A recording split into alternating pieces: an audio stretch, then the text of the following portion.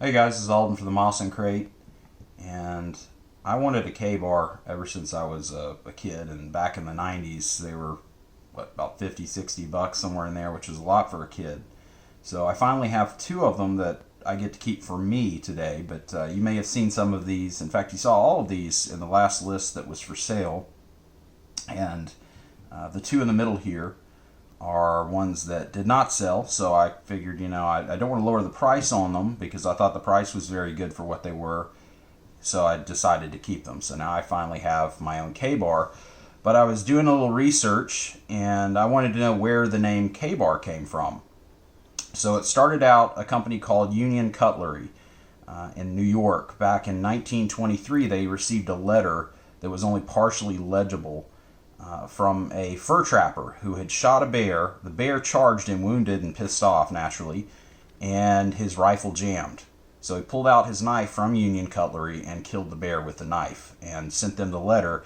And like I said, only partial or pieces of that letter were legible. So they were reading, instead of kill a bear, all they read was K-bar. And that's where it came from. They used that as their trademark. And a lot of people, I think that's the reason these didn't sell, because I think a lot of people are as uneducated as I am on these things. If you don't have one, you're really not going to put too much effort into learning about them. And of course, now that I've got to, I'm wanting to learn everything I can about them. And so people probably didn't buy these because I said they were Mark IIs, and I didn't say K-bar. So when someone heard that, they're like, well, I want a K-bar. How that works, it's a lot like a model 1917 rifle. If I were to say Eddystone, you automatically think of a 1917 rifle. But Eddystone was just one of the makers. Well, K-bar was just one of the many makers that made the Mark II. So all K-bars are Mark IIs, but not all Mark IIs are K-bars, I guess is what I should get to. So anyhow, before I get into these, really quickly, how the fighting knife got started. Obviously, during World War One, we had the trench knife, which had the stiletto blade and the brass knuckles. And that was a really good knife for stabbing, but it wasn't a good knife for utility, opening cans, things like that. And it wasn't a good knife for slashing. It was pretty much just for stabbing and killing people. And when World War II started, the Marines, or the Navy rather, wanted a knife that they could use both for combat and utility. And someone ended up coming up with what I'm going to call the Marine Raider Stiletto, which is pretty much like a British Commando stiletto. It's just a long, thin blade. Again, great for stabbing, but really no other use because the blade would either bend or break when you used it for utility purposes. So then they came out with the Mark I, which I'm actually going to be shipping this out to a lucky customer tomorrow. But as you can see, this one has quite a bit of use to it. You may be able to see where it says USN Mark I there. Maybe a little hard to see. And then on the back, it's got Nord 4723, which I'm sure that's an earlier one, probably a 1942 dated. That's a contract marking, at least for the scabbard. But we can assume that this blade went with the scabbard. This one's Mark I Geneva Forge Incorporated, and it's marked USN here. So they had this one. I think the blade on this is about 5¼ inches is what it said online, so somewhere around 5 inches long, and they decided that they wanted something a bit bigger, and that's when they came out with the Mark II, which turned out to be a very popular knife, especially in the Pacific where it was used. A lot of these were issued mostly to the Navy, but of course then the Marines also got some. So a lot of times they'll be marked, like with this K-bar here. This one actually is marked K-bar, but it doesn't have Marines on it or anything. It just says K-bar. Whereas this other one here, pull this out, it'll cooperate. And the blade on these, I think, is right at 7 inches. But let's see if I can find it. Well, I'm just not choosing the right knife. I know it's one of these that's marked USN. Well, here, like on the scabbard, you can see where it says United States Navy. Well, a lot of cases, the Marines were getting USN marked fighting knives because they did not have enough USMC marked knives. It's the same exact thing, just different marking on it. So anyhow, this one, so you can see it has quite a bit of use to it. And this one is a K-bar.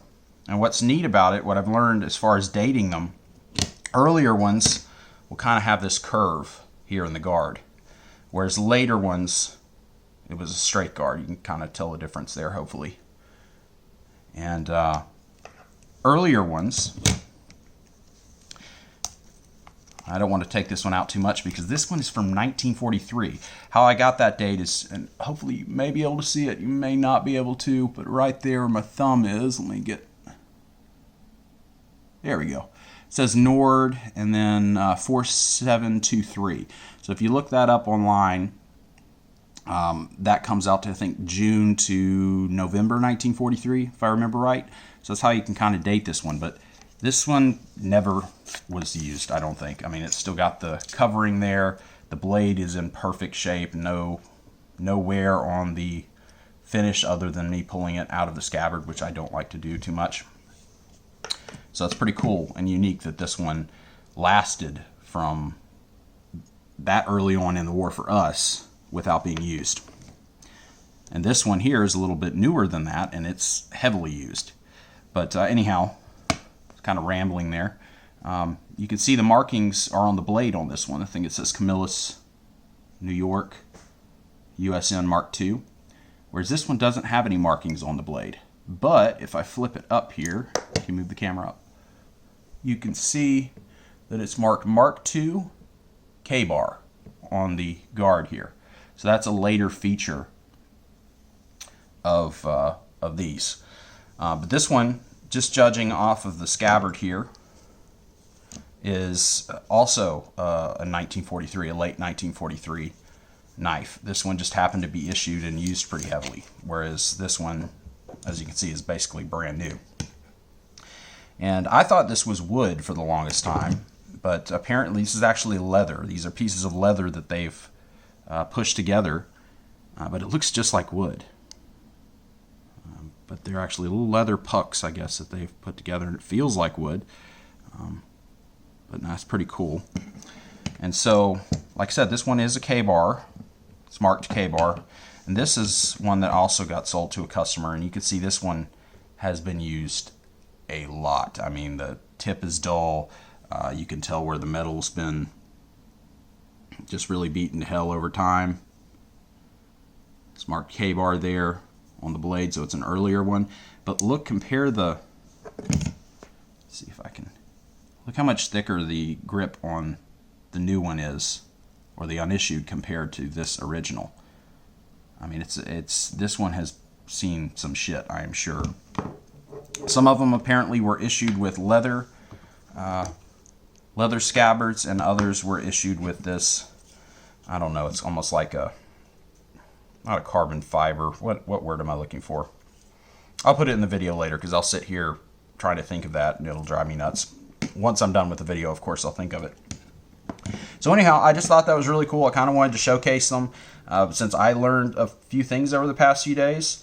And it's pretty neat. The Marines are still using the same kind of knife, or a knife very similar to this, I believe. And I know that I'm going to start carrying this around on the farm because it's a very useful knife.